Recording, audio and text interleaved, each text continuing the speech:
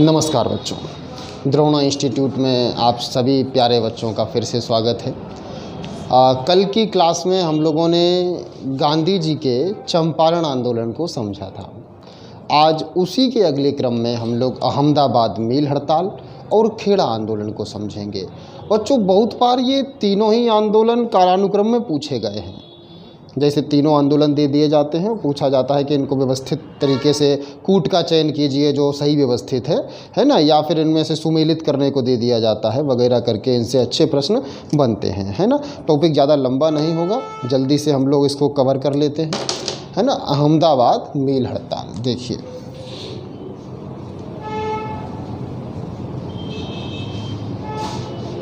ये 1918 है ना, अहमदाबाद मील हड़ताल। बच्चों, टॉपिक कब का है ये? 1918 का। बात कुछ नहीं, बड़ी जो है सीधी सी हम सभी लोग जानते हैं कि 1918 बच्चों डेट देख के पता चलता है कि इस टाइम पे जो है प्रथम विश्व युद्ध का जो है सिस्टम बना हुआ था, है ना। तो इस समय की जो घटना है वो ये है, अहमदाबाद शहर है ना, जो अहमदाबाद में उस समय अहमदाबाद में कई सूत फैक्ट्रियां होती थी, है ना। जो सूत मिल जिनको हम लोग कहते हैं, कई सूत मिल थी। ये इसमें जो है कई सारे मजदूर कार्य करते थे। और बच्चों, इसी समय क्या हुआ कि अहमदाबाद में प्लेग फैल गया। और प्लेग तो बहुत ही गंभीर बीमारी थी। इसके फैल जाने से क्या हुआ कि जो मज़दूर लोग हैं बच्चों, उनके परिवार में, उनकी बीवी बच्चों में भी प्लेग की बीमारी आने लगी। तो उसका त्वरित इलाज भी ज़रूरी था। तो इसके लिए क्या हुआ कि मिल मालिकों ने, है ना, मिल मालिकों ने इस समय पर, ये 18 में नहीं, ये घटनाक्रम 17 का है। मिल मालिकों ने, है ना, प्लेग बोनस दिया। और ये प्लेग बोनस बच्चों 70% तक दिया गया, है ना। यानी जिनकी तनख्वाह थी उसका 70% तक उनको प्लेग बोनस के रूप में दिया गया। अब इनको प्लेग बोनस मिलने के बाद कुछ समय बाद प्लेग की बीमारी समाप्त हो गई। प्लेग जब समाप्त हुआ, यानी कि अभी आंदोलन नहीं चल रहा यहाँ से, अब होगा स्टार्ट। प्लेग जब समाप्त हुआ तो ये जो बोनस मिल रहा था, यानी भत्ता, बोनस समाप्त कर दिया गया। यहाँ से बच्चों जो मिल के मजदूर थे उन्होंने अपनी बात उठानी चालू की कि प्लेग से ज़्यादा खतरनाक तो ये महंगाई है। प्लेग से ज़्यादा खतरनाक इस समय जो है ये युद्ध के हालात हैं, है ना।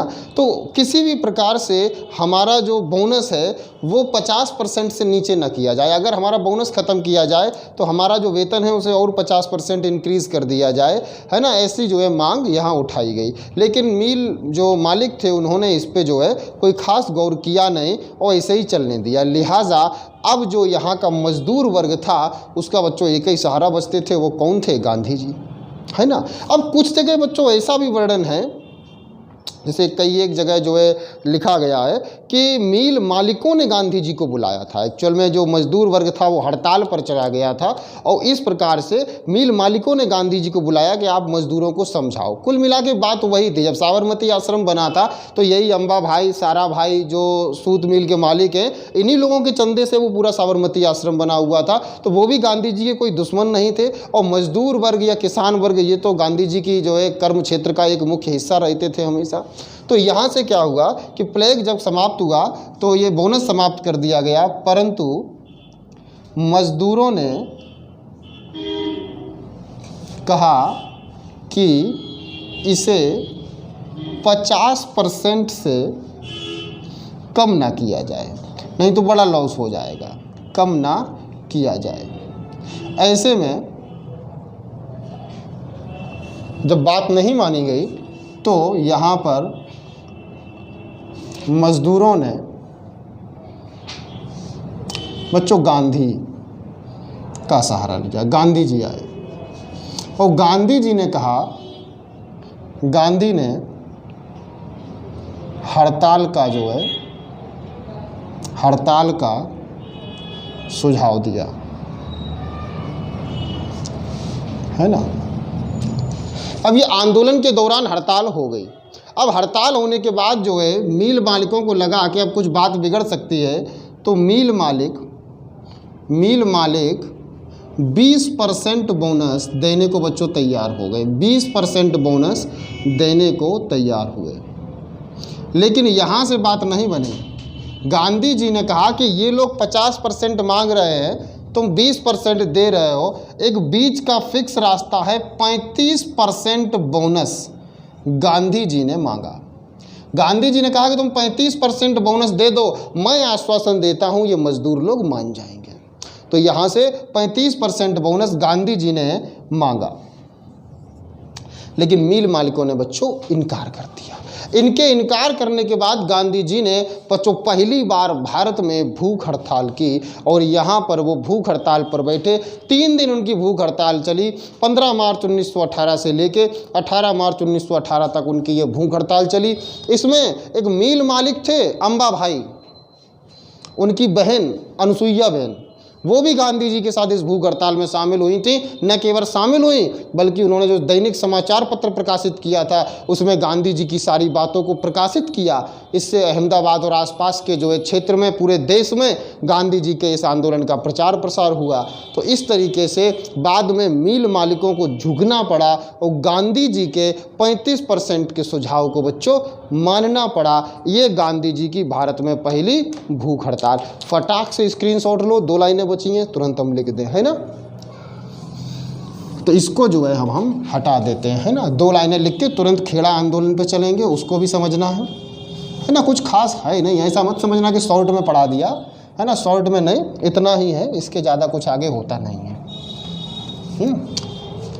अब उसमें कहानी कितने भी सुनाओ, फिर मीर मालिक ने ये कहा, फिर गांधी ने ये कहा, फिर अनुसुईया बहन ने कहा, क्या मतलब। वहाँ कौन आपसे जो है पूछेगा, कहानी पूछेगा। देखो, तो इसके बाद गांधी ने भूख हड़ताल की, है ना। गांधी ने भूख हड़ताल की, और भूख हड़ताल करने के बाद ये कब से, 15 मार्च से 18 मार्च। और इसमें सूत मिल मालिक, है ना, जैसा पिक्चर में होता है ना, बिल्कुल वैसा। सूत मिल मालिक सारा भाई की बहन, है ना बच्चों, क्या नाम बताया मैंने अभी, इनका नाम अनुसुईया बहन, है ना। अनुसुईया बहन ने गांधी का साथ दिया बच्चों। किसका? गांधी का साथ दिया। और अंत में देखिए क्या रिजल्ट निकला इसका, कि मिल मालिकों ने 35% का बोनस देना स्वीकार किया, है ना। बोनस देना स्वीकार किया, देना पड़ा। तो गांधी जी का ये जो है आंदोलन सफल रहा। और भूख हड़ताल आपको यहाँ पर याद रखनी है ना। क्या भूख हड़ताल? भारत में पहली भूख हड़ताल यहाँ पर गांधी जी के द्वारा ये की गई। अच्छा, यहाँ से देखिए आगे चलकर 1920 में गांधी जी जो है लेबर एसोसिएशन का भी एक संगठन बना देते हैं, जिससे ये चीज़ें ख़त्म हो जाएं। आगे चल के और भी जो है गांधी जी बहुत बार ये समझाते हैं कि मिल मालिक और जो है जो मज़दूर वर्ग है, उन दोनों का सम्मान एक जैसा है, बस वो आपके साथ काम करते हैं, कोई आपके नीचे काम नहीं करते हैं, है ना। कई तरीके की बातें हैं। आगे संविधान में भी नीति निर्देशक तत्वों में गांधीवाद का जो हम सम्मिश्रण देखते हैं, उसमें भी इन चीज़ों का जिक्र जो है आता है, ठीक है ना। तो ये था हमारा कौन सा टॉपिक, आपका अहमदाबाद मिल हड़ताल। बच्चों तुरंत इसी में एक और चालू कर लेते हैं, खेड़ा आंदोलन, है ना। नोट तो कर ही लिया होगा, है ना। खेड़ा आंदोलन और यहाँ से पढ़ा दिया जाए। देखो खेड़ा बच्चों, ये भी अहमदाबाद के पास एक गाँव की कहानी है ना। खेड़ा आंदोलन ये वहीं की कहानी है। और ये आंदोलन भी बच्चों 18 में ही हुआ था, है ना, 1918। समझ लेते हैं 1 मिनट में कि आंदोलन था क्या। बच्चों खेड़ा में या उसके आसपास क्षेत्र में उस टाइम पे फसल बड़ी कम हुई, 1/4 से भी कम हुई। तो नियमानुसार होना क्या चाहिए था कि इनकी जो कर हैं वो माफ़ हो जाने चाहिए थे, लेकिन गवर्नमेंट ने ऐसा नहीं किया, बल्कि जबरन और ज़्यादा कर वसूलने, मतलब ज़्यादा सख्ती से कर वसूलने का प्रयास करने लगी। तो ऐसे में किसानों की हालत ख़राब होना लाजमी थी और किसानों ने गांधी जी को बुलाया। गांधी जी ने किसानों से कहा कि आप बस कोई हिंसात्मक प्रतिक्रिया नहीं देंगे और ना ही कर जमा करेंगे, अब उन्हें जो करना है उन्हें करने दीजिए। बच्चों, यही गांधी जी का सबसे बड़ा अस्त्र था कि हम सत्य का साथ भी नहीं छोड़ेंगे, हम तुम्हारे सामने झुकेंगे भी नहीं, हाँ हम तुम पे पलट के वार भी नहीं करेंगे। तुम्हारा मन कर रहा है तुम हमें मारो तो हमें मार डालो, लेकिन हम सत्य का साथ नहीं छोड़ेंगे। बच्चों, इससे बड़ी बहादुरी दुनिया में दूसरी नहीं हो सकती, है ना। ऐसी बहादुरी आपको कई बार जो है अपने आस पड़ोस में घरों में भी देखने को मिल जाती है ना। हाँ, बात भी नहीं छोड़ेंगे कहीं ना, और मार लो, हाँ वो बात सही है कि इज्जत में पलट के ना मारें, लेकिन बात कहीं ना भी नहीं छोड़ेंगे, है ना। आप समझ रहे होंगे हम कौन सा टॉपिक समझा रहे हैं। तो खैर छोड़ो, हम अपने गांधी जी को समझते हैं ना। तो गांधी जी ने यहाँ पर खेड़ा आंदोलन में किसानों से कह दिया कि आप लोग जाकर के जो है गाँव में रहिए और कर मत दीजिए। इन लोगों की जो हल थे या जानवर थे वो कुर्क किए जाने लगे। और इसके बाद गांधी जी ने कहा कि अच्छा ऐसा है कि जब ये चीज़ें कुर्क कर ही रहे हैं तो आप लोग जाकर के अपने खेतों से फसल ले आइए। बच्चों, इनके खेतों में जो फसल लगी हुई थी उस पर जो है किसान लोग उसको लेने नहीं जा रहे थे कि हम फसल ही नहीं उठाएंगे तो कर कैसे लगेगा, है ना। तो यहाँ पर पहले व्यक्ति आते हैं मोहनलाल पांड्या, जो गांधी जी के कहने पर अपने खेतों से बच्चों फसल उखाड़ लाते हैं। इनके खेत में प्याज की फसल थी और फिर एक एक करके सभी किसानों भयमुक्त फील करते हैं और वहाँ से अपने जो है फसलें उखाड़ लाते हैं। नॉट मतलब प्याज, लेकिन जो भी जिसके खेत में फसल थी सब उखाड़ना चालू कर देते हैं।